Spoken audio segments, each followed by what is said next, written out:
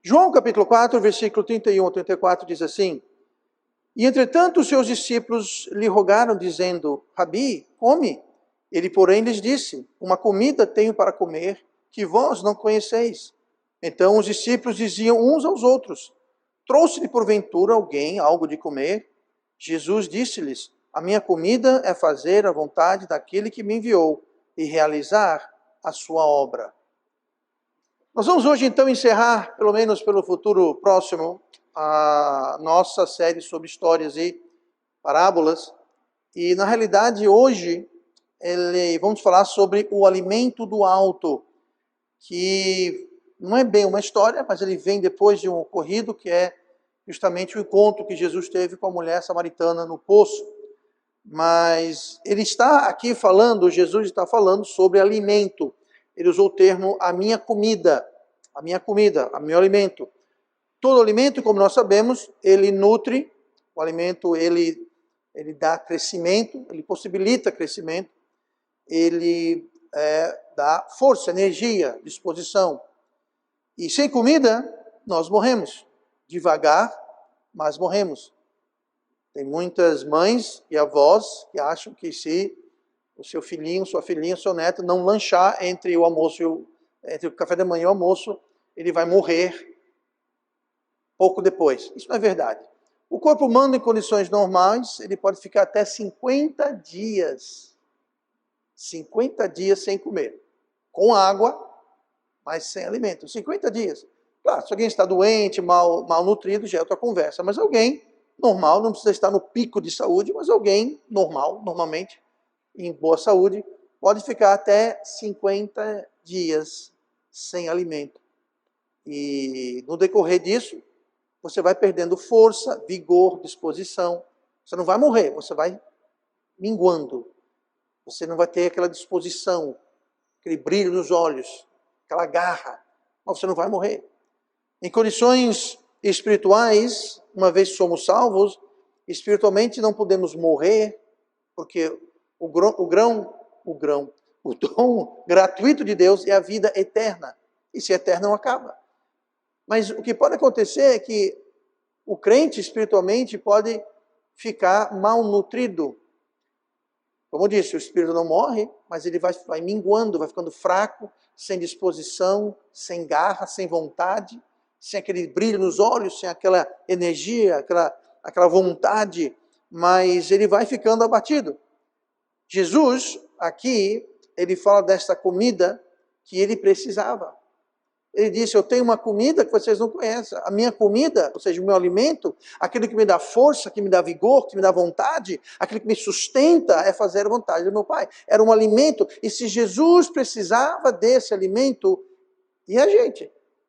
Se Jesus, o Filho de Deus, o Deus homem, Deus encarnado, o Emmanuel, Deus conosco, se ele precisava de alimento espiritual, se ele precisava dessa comida, quanto mais eu e você precisamos dessa comida. Muitos crentes não conhecem tal comida. Era o caso dos apóstolos, que estavam aqui com ele. Tem os discípulos também, mas eram os apóstolos juntos. E ele falou no versículo 32, uma comida tenho para comer que vós não conheceis. Vocês não conhecem essa comida. Vocês não sabem, eles não conheciam. Tem muito crente que não conhece essa comida. Tem muito crente que passa a vida inteira sem conhecer essa comida. E tem muito crente que passa a vida inteira abatido espiritualmente, anêmico espiritualmente, porque nunca vem a conhecer essa comida que Jesus mesmo precisava. Os apóstolos, no entanto, quando provaram desse alimento, quando eles comeram dessa comida, a Bíblia fala em Atos 17, versículo 6, que eles alvoroçaram o mundo. Atos 17, 6. E não os achando, trouxeram Jason e alguns irmãos à presença dos magistrados da cidade, clamando, estes que têm alvoroçado o mundo chegaram também aqui.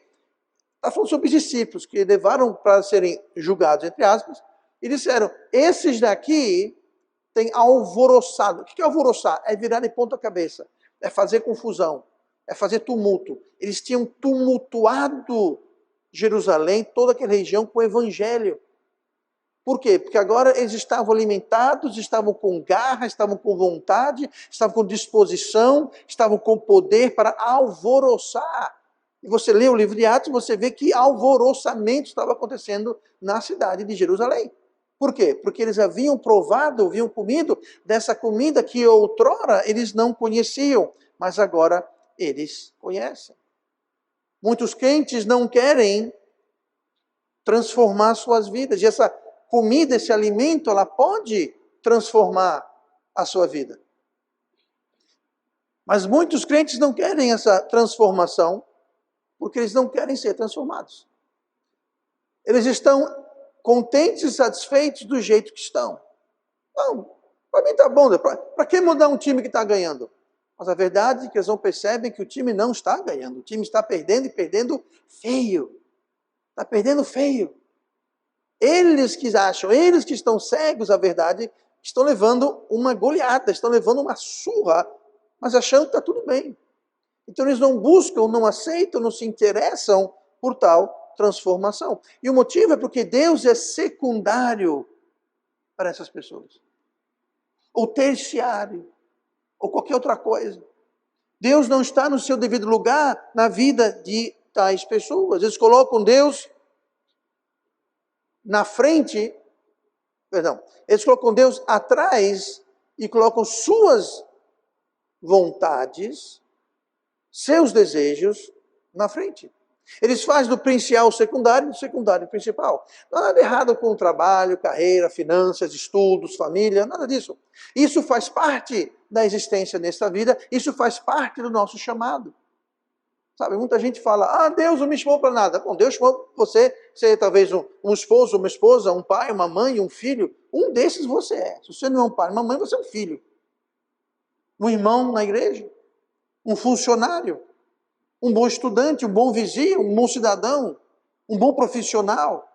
Tudo isso são áreas em que nós somos chamados para fazer o nosso marco, a nossa presença, o nosso testemunho. Mas todas essas coisas, por mais importantes e necessárias que são, nenhuma deve ter à frente a Deus, ao que Deus quer fazer em nossas vidas. Então, muita gente se contenta em simplesmente viver uma vida não transformada pelo poder do Espírito Santo. Mas a verdade é que você e eu nunca, jamais seremos felizes fora da vontade de Deus. E a vontade de Deus não quer dizer você fazer as malas e ir lá para Papua Nova Guiné abrir uma igreja no meio da selva. Talvez talvez não é, mas não é só isso. Como eu disse, a vontade de Deus pode estar aqui fazendo onde você já está. Deus começa nos usando onde nós estamos. Deus começou a usar a mim onde eu estava. Qualquer igreja que eu participei, eu sempre participei. Eu nunca fui simplesmente para ficar no culto, participava do culto. Não, eu participava em tudo aquilo que estava acontecendo. Eu ia para todos os cultos, a reunião, eu alvoroçava. Eu lembro, quando eu cheguei da Espanha, em 1992, aqui no Brasil, me juntei a uma igreja e eu notei que a evangelização deles era meia... não tinha matéria própria, comprava esses panfletos meio genéricos, né? Que fala, Deus lhe ama, eu lhe amo, todo mundo se ama, que maravilha. Mas não tinha evangelho. Tinha uma foto de uma flor, de um pássaro, muito bonito, mas não tinha evangelho. Tinha um versículo, mas não tinha evangelho. E eu alvorocei aquela igreja e levei a igreja eu desenhei, inclusive, o panfleto, e a igreja produziu caixas e caixas, e eu incentivei a igreja a sair fazendo distribuição, panfletagem e abordagem de evangelização. Por quê? Porque eu nunca fui para uma igreja para ficar alguém que vai ficar simplesmente indo, participando, senta, esquenta o banco. Se você vem para essa ou qualquer igreja só para esquentar o banco, é melhor isso do que não ir para a igreja. Mas não precisa ser só isso. Tá? Não basta ser crente, tem que participar. Não basta ir para o culto, tem que participar. Enfim, quando estamos doentes, fisicamente eu estou falando, a tendência é a gente perder o apetite. Aí está doente, não tem fome, não tem vontade de comer, não tem vontade de nada. Espiritualmente é a mesma coisa. Quando nós estamos doentes espiritualmente, nós não temos vontade de nos alimentar. com essa comida que Jesus falou. Eu tenho uma comida que vocês não conhecem. E quando nós estamos fracos e abatidos e doentes espiritualmente, nós também não temos vontade de comer essa comida que Jesus está falando. Nós ficamos sem apetite espiritual, abatidos espiritualmente.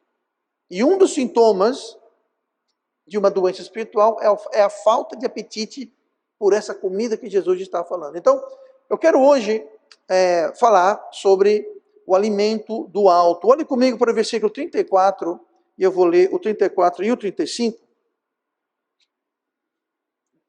Teve um microavalanche aqui atrás, com licença. Pronto, resolvido. 34. A minha comida é fazer a vontade daquele que me enviou. Não dizeis vós que ainda há 4 meses até que venha a ceifa? Eis que eu vos digo, levantai os vossos olhos e vede as terras que já estão brancas para a ceifa. Então, primeira coisa, o que é esse alimento? Jesus falou, o que é esse alimento? Ele falou no versículo 34, a minha comida é fazer a vontade daquele que me enviou. Tá, tudo bem, ok. Jesus falou, a minha comida é fazer a vontade daquele que me enviou. Tudo bem. E o que é essa vontade? Aí o versículo seguinte, 35, que nós lemos agora, fala justamente isso. Ele fala assim, a ceifa já está pronta. Ele não está falando aqui da ceifa de plantações de trigo, de milho, de que seja. Ele não está falando sobre isso. O versículo 34 está se referindo ao fato que o mundo, a ceifa, já está pronta. Eis que vos digo, levantai os vossos olhos e vede as terras que já estão brancas para a ceifa. Ele está falando, o evangelho já está precisando ser pregado. A vontade do meu Pai é que o mundo ouça o evangelho e que pelo evangelho sejam salvos. Essa é a vontade do Pai. E esse alimento que ele está se referindo era pregar o evangelho, era ganhar almas, era fazer a vontade dele. Mateus 28, versículo 19, nós temos o que é chamado de a grande comissão. Que Jesus, já crucificado, já ressurreto, dando praticamente as despedidas ao passo que ele retorna ao céu, ele falou em Mateus 28, 19, portanto, ide, fazei discípulos de todas as nações, batizando-os em nome do Pai, e do Filho, e do Espírito Santo, ensinando-os a guardar todas as coisas que eu vos tenho mandado, e eis que eu estou convosco todos os dias até a consumação dos séculos. Amém. Então, essa é a vontade do Pai. Nós temos que ir, pregar, ensinar, batizar, discipular. Essa é a vontade do Pai. Esse é o alimento que Jesus tinha. E um crente saudável, ele tem fome, vontade, desejo desses alimentos. É algo que deve ser parte da vida do crente. E o relato, isso logo depois, né? A gente leu agora, versículo 34 e 35, que ele fala que tem o alimento. Depois ele fala sobre a ceifa, que já está pronta. Que é só olhar, que já está pronta. Agora, olha o que ele fala antes. A gente leu o que ele falou depois. Olha o que ele fala antes. Ele está falando sobre o quê? Ele está falando sobre a mulher samaritana. E a mulher samaritana fez o quê? Ela foi salva, ela foi alcançada. Lá estava Jesus, era meio-dia. Vou falar um pouquinho mais sobre isso daqui a pouco. Era meio-dia, o sol estava quente. E ele estava no poço, veio a mulher samaritana pegar água ao meio-dia. E ele então começou a falar com ela, uma conversa com ela, e ela foi salva. A mulher samaritana, ela foi salva. Mas mais importante do que isso, além de ela ser salva, ela foi para a cidade, deu seu testemunho, devido àquele testemunho, muitas pessoas foram salvas. O que foi que ela fez? Ela evangelizou. Ela foi e falou para as pessoas de Jesus. Então, ele falou, eu tenho um alimento que vocês não conhecem, esse alimento é fazer a vontade do meu Pai. Aí ele fala, a colheita está pronta, a ceifa está branca, a terra está pronta. E logo antes ele falou, ele não falou para eles, ocorreu o fato que uma mulher foi salva, ela levou, Cristo testemunhou de Jesus, e os homens daquela cidade foram salvos. Então, o alimento que está sendo tratado aqui, o que Jesus está falando que ele tem um alimento, é ganhar almas. Ganhar almas é algo que vai alimentar, nutrir, fazer crescer, amadurecer o crente espiritualmente. E quando o crente não tem a fome, desejo, vontade, inclinação de ganhar almas, algo está errado. Ele está fraco, abatido espiritualmente e, portanto, não tem fome. E a triste e grande verdade é que a maioria dos crentes não tem desejo, inclinação, vontade. A maioria dos crentes nunca levou uma alma para Cristo. Pense nisso. Como que alguém que conhece a salvação, sabe o caminho do céu, sabe como evitar ir para o inferno, e não fala para ninguém? Ah, porque minha família... Esquece a família, gente. Sabe que são o grupo de pessoas mais difíceis para você evangelizar? A sua família. Sabe por quê? Eles conhecem você direitinho. Uhum. Eu estou dizendo, não evangelize, não esquece, não pregue. Claro, pregue, evidente, claro. Mas eu digo assim, minha família não quer saber, então não vou para mais ninguém. Não. Jesus falou que a terra, a ceifa, está branca, está pronta, está no ponto. Vai para a família, vai para os amigos, vizinhos. Mas não precisa ficar limitado a amigo, vizinho, colega. Aos sábados aqui nós saímos e nós fomos com pessoas que nós nunca vimos antes. Você bate uma porta, fala com alguém na calçada, na praça, numa loja, num comércio, enfim, você vai. Jesus falou, levante os olhos, está branco, está pronto. Não precisa ser alguém conhecido, alguém que você tem contato, que você tem acesso, não precisa. Pode ser também, mas não precisa ser. Mas esse é o alimento. A comida que Jesus se referiu era ganhar almas. E quando nós fazemos isso, nós temos uma comunhão especial com Ele. Ele fala aqui, lá em Mateus 28, versículo 20, eis que eu estou convosco. Ele fala, minha comissão é essa, vai, ide, pregai, ensinai, batizai. Aí ele fala, eis que eu estou convosco. Então, quando nós cumprimos a comissão, quando nós comemos desse alimento que Ele comia também aqui na terra, de fazer a grande comissão, nós temos uma comunhão especial com Ele.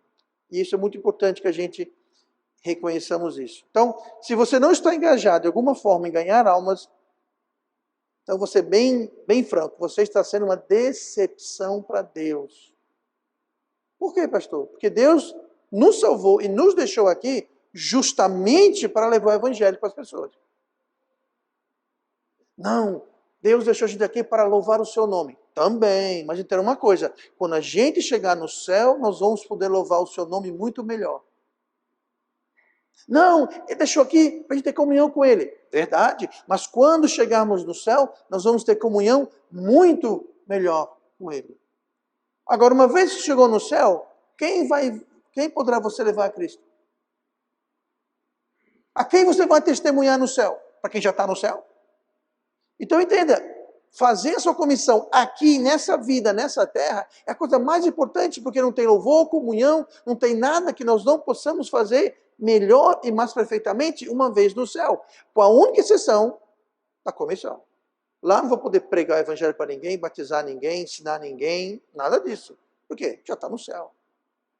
Então, esse alimento é ganhar almas para Cristo. Segunda coisa que é muito importante é como encontrar esse alimento. Onde é que eu encontro esse alimento? Bom, nós já vimos aqui, versículo 35, levantai os vossos olhos e vede as terras que já estão brancas para a ceifa. Esse alimento é super fácil e simples de encontrar. Ele não custa nada, só custa o seu tempo e a sua disponibilidade. Esse alimento é super simples de você ter, por quê? Porque a terra está pronta, a ceifa já está colocada. E Jesus falou, levantai os olhos. O que quer dizer isso? Que a imagem que vem à mente é o seguinte, as pessoas não estavam com os olhos levantados, elas estavam assim, olhando para o próprio umbigo. Olhando para o próprio umbigo, na sua própria vida. Jesus falou, levante os olhos. Quer achar? Levantai vossos olhos. Só isso. Você vai levantar os olhos e você vai ver. Pum! Quando você vai pelas ruas, a pé, de carro, de ônibus, bicicleta, que seja. De trás de cada casa, de cada porta, de cada janela, existem almas a serem alcançadas. Mas talvez são salvos. Talvez são, talvez não são. E como é que você sabe? Você vai e pergunta. Você é salvo? Você tem certeza que vai para o céu? Tenho. Por quê? Porque eu vou para a igreja.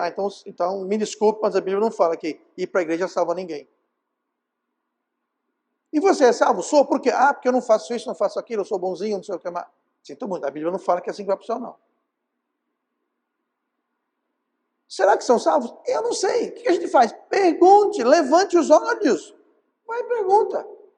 Uma coisa eu sei, a maioria das pessoas que eu pergunto, e quem sabe evangelizar vai atestar isso, a maioria não sabe, ou pensa que é salvo, mas está confiando em alguma coisa. Ah, porque eu sou de tal igreja, ah, porque eu fui batizado, ah, porque meu pai, ah, porque eu... Então se pergunta, se levanta os olhos, porque é a coisa mais importante que tem. Muitos crentes vivem de cabeça baixa. Levante os olhos e veja a terra, se exponha, vá lá, vá, exponha seus olhos. Vá onde as pessoas estão. Olha, pessoas podem ser salvas na igreja, no culto? Podem. E são, de fato são. Muitos foram salvos aqui no culto. Mas o lugar principal de salvação não é dentro de quatro paredes de uma igreja. O lugar de salvação é lá fora. Jesus falou, ide pregar o evangelho. Ele não falou, vide. Ele falou, ide. Nós temos que ir pregar o evangelho. Temos que ir aonde as pessoas estão. Até alguns anos atrás, a gente conseguia entrar nas escolas e pregar dentro das escolas. Com essa nova geração formada ou deformada pelas nossas universidades, as diretorias das escolas não permitem mais você entrar nas escolas, que permitiam 10 anos atrás, 15 anos atrás, e nós fazíamos isso. Todas as escolas aqui nas redondezas aqui, Benito Bentes, aqui na Rosalvo Ribeiro, essa aqui perto da igreja, todas elas entramos, pregávamos o evangelho na sala de aula, tinha aluno salvo, professor salvo, é uma maravilha. Hoje, eu tento entrar, falo com a diretora, vamos ter que ver, falar, deixa o telefone que a gente liga, até hoje. E a irmã Dalete vai para a cadeia, lá em São Paulo, quer dizer, ela vai para a cadeia pregar para as detentas, tá?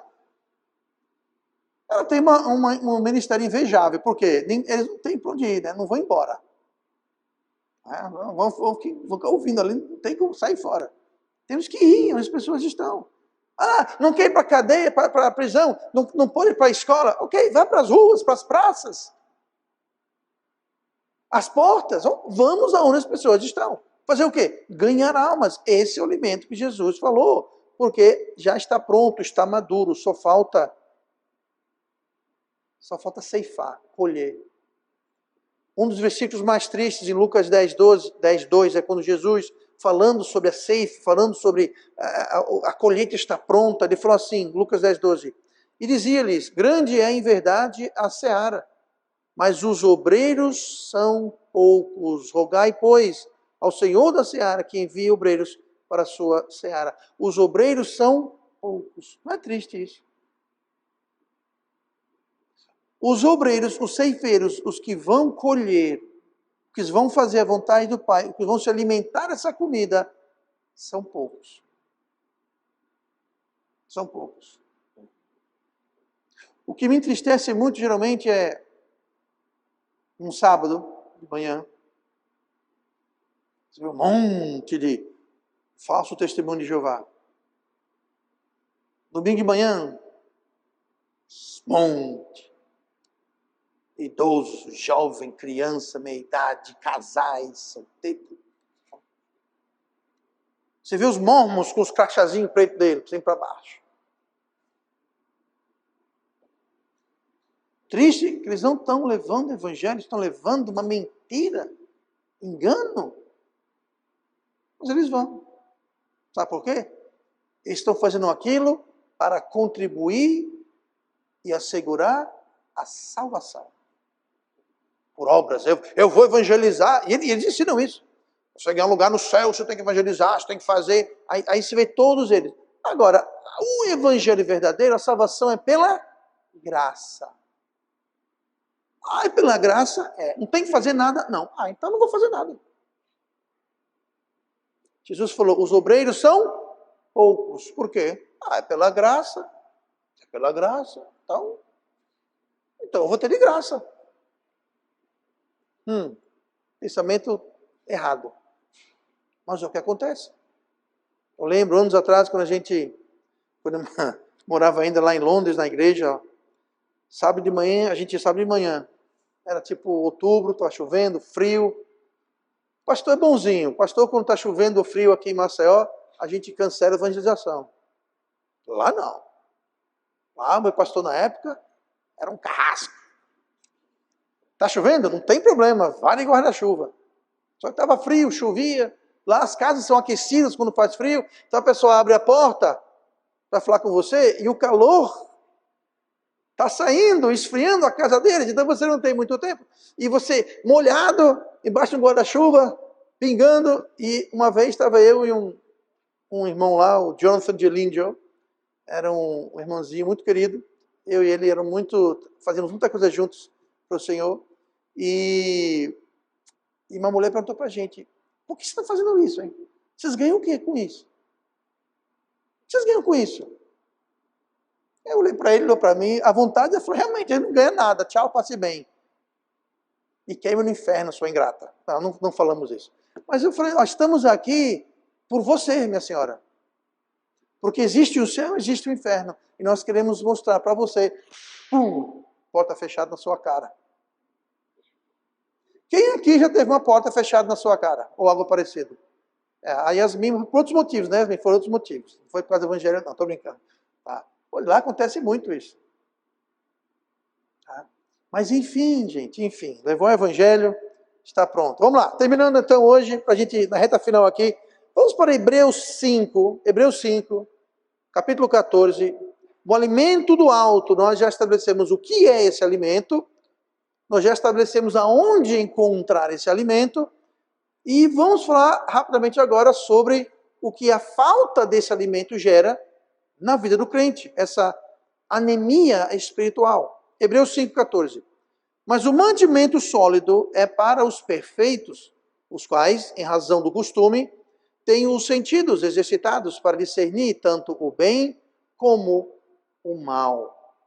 Olha aqui, essa expressão aqui no começo do versículo, o mantimento sólido. Essa palavra mantimento está se referindo à comida. A comida sólida. Se você ler ao redor desse texto, está sendo feita uma comparação entre o mantimento sólido e o leite. Leite, obviamente, é líquido. O mantimento sólido, obviamente, não é leite. Seria carne ou pão, enfim, um outro alimento. E aqui está dizendo que o mantimento sólido, ou seja, o mantimento realmente forte, ele é para os perfeitos. O que quer dizer os perfeitos? Perfeitos quer dizer os completos, os íntegros, os quais, aí ele especifica mais ainda quem é perfeito, íntegro e completo, os quais, em razão do costume, que costume? O costume de estar obedecendo, conhecendo e obedecendo a palavra de Deus, em razão do costume, tem os sentidos exercitados. Os seus sentidos estão treinados, exercitados, para discernir tanto o bem quanto o mal. A Bíblia nos diz, vez após vez, que o justo viverá pela fé, que nós não devemos seguir nosso coração, não devemos seguir os nossos sentidos, as nossas emoções, e isso é muito verdade. Porém, existe a ocasião em que os nossos sentidos estão confiáveis e devem ser seguidos. Quando? Quando, em razão do costume, por hábito, por costume, por repetição, por praticar, por fazer aquilo constantemente, você acaba tendo o seu sentido exercitado. E você sabe então discernir o certo e o errado, o bem e o mal. Agora, quando você não tem os seus sentidos exercitados por razão dos costumes, não confie nos seus sentimentos. Muito pelo contrário, desconfie dos seus sentimentos, do seu coração.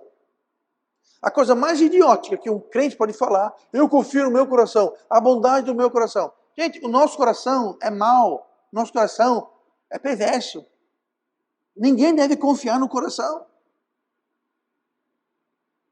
Nosso coração não deve ser confiado, a não ser que nós, por razão do costume, nós temos os nossos sentidos, nossos sentimentos exercitados. Sabia que alguém, quando malha, de costume, costumazmente, regularmente. Aquela pessoa fica literalmente viciada. É um bom vício. Nem todo vício é ruim. A Bíblia fala no livro de Atos, uma família que era viciada no Evangelho, na obra do Evangelho. Bom vício. Eu sou viciado em ler a Bíblia. Bom vício. O vício em si não tem moralidade própria. Depende em que você está viciado. Está viciado em drogas, álcool, cigarro, mentir. Obviamente é um vício errado. Mas o vício em si não tem problema. Mas alguém que costuma fazer exercício, por razão de costume, ele fica viciado. E o mecanismo pelo qual aquilo vicia é que quando você faz exercício, o seu corpo libera dopamina e outros hormônios que lhe fazem sentir bem. Não há nada de errado com isso.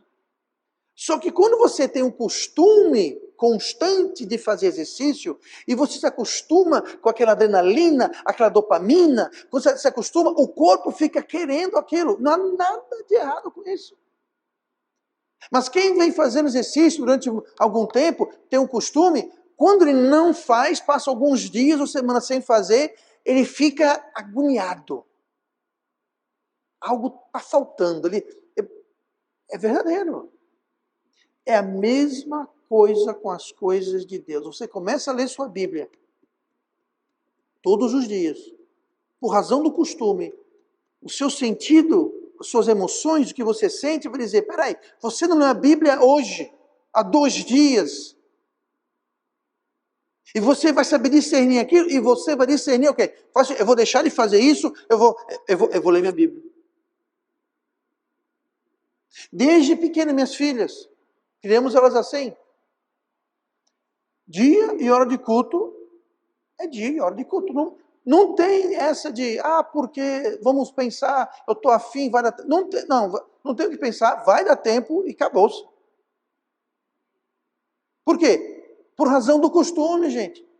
Você tem os sentidos exercitados, você sabe, os seus sentidos vão cooperar com você. Agora, a pessoa não lê a Bíblia, não vai para o culto, não evangeliza, não faz nada.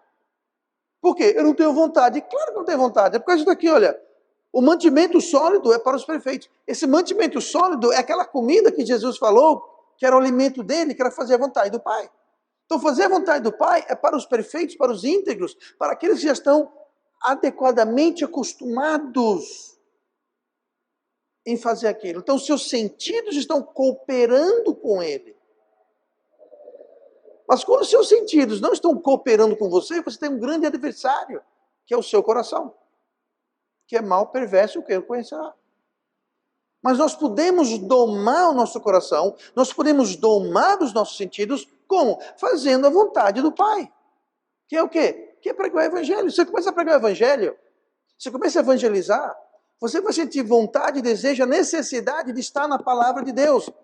E se alguém perguntar uma coisa para mim que eu não sei responder, você vai estudar, você vai querer se informar, você vai querer crescer, se fortalecer espiritualmente, você vai estar em oração, pedindo a Deus oportunidades, pedindo a Deus o poder dele para você poder levar pessoas a Cristo.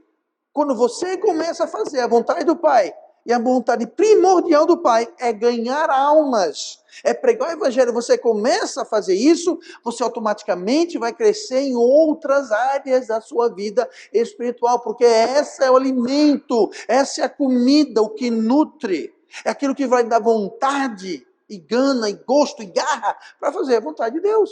É um elemento sólido. E sem o elemento sólido, você fica anêmico, como nós temos visto. Então, quem tem anemia espiritual não tem um alimento sólido. Quer fazer a vontade do Pai, quer fazer aquilo de costume. Você fica espiritualmente bobo. O que é um bobo? Alguém que não tem discernimento. Alguém que chega, você ouve uma história, assiste um vídeo aí qualquer e minha fé está abalada porque disseram que... Sabe o que é isso? É alguém que é espiritualmente imaturo. Não é perfeito, não é íntegro. É levado por qualquer onda e vento de doutrina. Por quê? Porque é anêmico espiritual. Então, tem que ter muito cuidado com isso. Tá? Ou pode ser que a pessoa está com o alimento errado. Não está se alimentando, não está buscando ânimo, força, coragem do alimento que é fazer a vontade do Pai. Está buscando o alimento errado. Muitos buscam esse alimento e outras coisas. Lembrando que alimento traz força, nutrição, crescimento, tal coisa. Mas, por exemplo, eles buscam alimento nas coisas do mundo. Muitos buscam alimento em amizades, em dinheiro. Eles acham que se eu tiver um diploma tal, se eu tiver um cargo tal, se eu tiver uma conta bancária tal, se eu tiver esse objeto, seja lá o que for, se eu tiver, aí sim eu vou ter ânimo, aí sim. O que está faltando para mim evangelizar é um jet ski, porque o meu chamado é para levar o evangelho para a população ribeirinha da Lagoa Mundaú, e quando eu tiver um jet ski eu vou, e até lá eu não vou. Sabe o que é isso? Está colocando alimento espiritual errado, porque não é alimento espiritual. Mas primeiro eu preciso casar, ter filho, me formar, arrumar um emprego, passar no concurso. Sabe o que é isso? Você está achando que fazendo estas outras coisas, provando desses outros alimentos, você então vai ter vontade de fazer. Não vai. Quando você finalmente comprar um jet ski, você vai querer um jet ski maior, mais rápido, mais novo. Quando você eu consegui X no banco, você vai querer mais X no banco. Passei no concurso, agora quer uma promoção. E assim vai. E sua vida vai passando, e você não vai fazendo nada para o seu Salvador. E um dia você vai olhar para trás e falar, eu não fiz nada para Deus. E você vai ter que encarar no tribunal de Cristo e explicar o porquê você não fez nada para Ele. Então nós temos que se alimentar com o alimento certo. O alimento espiritual, que é fazer a vontade do Pai, que é justamente ganhar almas. Lembrando que existe para o crente coisa muito pior que a morte. Paulo falou, se eu morrer eu estou com Cristo, beleza. O próprio Paulo em 2 Coríntios 5,8 falou assim, mas temos confiança e desejamos antes deixar este corpo para habitar com o Senhor. Paulo falou que ele desejava deixar esse corpo. Sabe quando nós vamos deixar esse corpo? Depois de morrer. Ou fomos arrebatados. Minto. Nós, quando fomos arrebatados, não vamos deixar o corpo. Nosso corpo vai ser transformado. Em outras palavras, deixar o corpo aqui é o quê? Paulo falou, eu desejo deixar o corpo. Você deseja deixar o corpo? Eu sei que ninguém está com pressa. Mas o crente tem que entender, deixar o corpo é estar com o Senhor. É tão ruim assim. Nós amamos Jesus, mas eu não quero estar com Ele. Eu entendo, ninguém está com pressa, mas existe coisa pior do que a morte. Muitas vezes quem paga pelo preço da nossa rebeldia são pessoas inocentes próximas de nós, pessoas que nós amamos. Eu vou citar rapidamente aqui o exemplo de Coré, no Velho Testamento, que pecou feio, mas toda a sua casa pagou o preço, a consequência. Em Números 16, 27. Subiram, pois, do derredor da habitação de Coré, Datã e Abirão. E Datã e Abirão saíram e se puseram às portas das suas tendas, juntamente com as suas mulheres e seus filhos e suas crianças. Aí, vai para frente alguns versículos, versículo 32. E a terra abriu sua boca e os tragou com as suas casas, como também a todos os homens que pertenciam a Coré, e a todos os seus bens, e eles e tudo que era seu desceram vivos ao abismo, e a terra os cobriu, e pereceram no meio da congregação. Coré pecou. O que tinha a família dele a ver com a história? Não é justo. Pecado nunca é justo, gente. O pecado, ele traz desequilíbrio, ele traz morte, ele traz injustiça. E muitas vezes quem vai pagar pela nossa rebeldia não somos só nós, mas aquelas pessoas que nos rodeiam.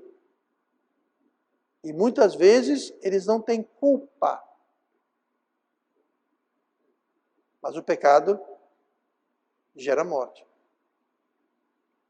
Então temos cuidado.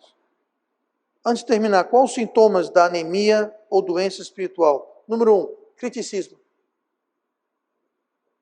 Você fica crítico de tudo. Ah, porque está muito quente, está muito frio, ventilador, porque a música, porque a cadeira, porque o banco, porque o pastor prega muito, prega pouco, pregou demais, pregou de menos, contou uma piada sem graça. Sabe o que é isso? Anemia espiritual. Outro sintoma, fofoca. Fofoca. Deixa eu explicar aqui o que é fofoca. Fofoca é quando você leva alguma coisa que veio ao seu conhecimento e você leva aquela coisa que veio ao seu conhecimento para uma pessoa que não pode ajudar em absolutamente nada. Aí é fofoca. Mas, se você veio a entrar em conhecimento de alguma coisa e você conta para alguém que pode resolver o problema, que faz parte da solução ou do problema, aí dá fofoca. Eu vou dar um exemplo. Gabi, eu vou usar você como exemplo. Alguém chega e fala assim, deixa eu ver aqui, o Júnior vê a Gabi tomando uma ali na esquina. Aliás, muitas pessoas já viram isso com certeza. O Júnior não estava procurando essa informação, ele simplesmente estava passando de ônibus, de táxi, sei lá, e viu a Gabi tomando uma ali na esquina. O que é fofoca? É o Júnior ir para todo mundo. Rapaz, você não sabe o que foi que eu vi. Eu vi a Gabi tomando uma ali na esquina. E foi. Pronto. Fala para todo mundo, menos para a mãe. Agora, você vai para o Mondinete e fala, Mondinete, olha, eu estou passando ali e eu vi a Gabi. Falou para a mãe, porque aí a mãe dela, que tem a responsabilidade e autoridade, vai lá e resolve. Para contar para meio mundo, resolveu o quê? Ajudou em quê? Nada. Aí é fofoca. É só um exemplo que eu dou. Mas e outra coisa, muitas vezes Deus decide mostrar para você alguma coisa. Você não está procurando aquilo, mas veio ao seu conhecimento. Quem você acha que trouxe ao seu conhecimento aquilo? Deus. Para quê? Para você fazer alguma coisa a respeito. Que seria o quê? Levar para a pessoa que pode ajudar. Ou para o pastor, ou para a mãe, ou o que seja. E não ficar contando para na internet. Todo mundo ficou sabendo. Ajudou quem? Ninguém. Sabe o que é isso? É fofoca. O que mais? Vou vendo aqui rapidinho. Outra sensibilidade. Tudo lhe ofende, tudo lhe deixa aperreado, tudo. Então você é sensível demais. Sabe o que é isso? Anemia espiritual. Pele muito fina. Outro sintoma da anemia espiritual. A boca fala demais. Ou fala o que não deve. Outro sintoma. Magnificação e concentração dos seus problemas. O que interessa é os seus problemas. O mundo pode se explodir, mas o meu problema... Ou seja, você não pensa em ninguém, só pensa em si. Egoísmo. Anemia espiritual. Indiferença ou desinteresse nas coisas de Deus. Tudo isso são alguns sintomas de anemia espiritual, doença espiritual. Pastor, mas é que eu tenho muitos problemas com meu filho, com minha filha, no casamento, no trabalho, finanças, na saúde. Eu estou cheio de problemas, pastor. Se você for esperar não ter problema para fazer a vontade de Deus, eu te digo agora, você nunca vai fazer a vontade de Deus. Porque assim que você resolve um problema, vai aparecer outros mais. Então, se você está esperando aquele estado de utopia nirvana, onde você não tem nenhum problema, nenhum aperreio na sua vida, para então você começar a servir a Deus, você nunca vai servir a Deus. Nunca. Vou dar exemplo aqui de Jesus. Jesus, quando foi falar com a mulher samaritana, a Bíblia fala que era a hora sexta. Eram 6 horas, pastor? Não. O relógio hebraico funcionava assim. Ele começava, o dia começava às 18 horas do dia anterior. E até 18 horas do dia seguinte. A gente conta meia-noite a meia-noite. O judeu até hoje conta de 18 horas a 18 horas, é o dia dele. E essas 24 horas eram divididas em horas. E cada hora tinha 3 horas. Então, 18 horas até as 21 horas, 21 horas é a primeira hora. Segunda hora é meia-noite. Terceira hora, 3 da manhã. A quarta hora, 6 da manhã. A quinta hora, às 9 da manhã. A sexta hora, meio-dia. Tá? Então, ele estava meio-dia no poço. Você lê a história lá da mulher samaritana em João, capítulo 4. Meio-dia, o sol está o quê? Quente. Jesus estava cansado, com fome e com sede. Os seus discípulos foram para a cidade comprar alimento. Aí quando a gente pega a história, eles voltaram e Jesus não estava com fome. Foi ter um alimento que vocês não conhecessem. Enfim. Meio-dia, cansado, com fome, com calor, no meio do sol. O que foi que ele foi fazer? Bom, primeiro eu vou beber uma aguinha, descansar, esperar os meus discípulos voltarem com uma comida, eu como, aí eu vou fazer a vontade do meu pai. Não, não, não, não. Ele com sede, com fome, cansado, com calor, chegou a mulher, falou, me dá de beber. E aí começou o diálogo, e que terminou com a mulher sendo salva e indo testemunhar dele na cidade. Jesus não esperou resolver os problemas para começar a fazer a vontade do Pai. E nem nós devemos resolver nossos problemas. Ah, pastor, não vou evangelizar porque eu estou com isso, estou com aquilo, está acontecendo assim. Eu entendo que às vezes vai ter alguma coisa que impeça. Tá? E se de vez em quando você não puder ir por uma razão maior, tudo bem. O problema é quando a pessoa não vai, simplesmente não vai. Sempre tem uma razão maior. Sempre vai ter um porquê. E não há nada santo ou sagrado sobre sábado à tarde que a gente faz como igreja. Você pode ir na semana, qualquer hora que você quiser. Mas vá. Mas muita gente fica esperando resolver. Ah, porque meu filho, minha filha, meu marido, minha conta bancária, porque o meu pé, minha unha cravada, porque o aluguel, porque a conta da luz, porque... Sempre você vai ter problemas, gente. Você resolve um, aparece outro. Então, se você cair nessa conversa do diabo, que você só vai servir a Deus quando você não tiver mais nenhum problema ou preocupação na sua vida, acabou. Acabou o jogo, você nunca vai servir a Deus de nada. Você está condenado a uma vida infrutífera. Então, alimente-se do alimento do alto, que é fazer a vontade do Pai. Que acima de todas as coisas, levar o evangelho para as pessoas, ganhar almas para Cristo. E alguém achar que não precisa desse alimento, esse alimento que Jesus precisou, alguém achar que não precisa, que está acima disso, eu não sei o que dizer. É muita prepotência, é muito orgulho. Então vamos se alimentar desse alimento, vamos conhecer esse alimento, que é fazer a vontade do Pai.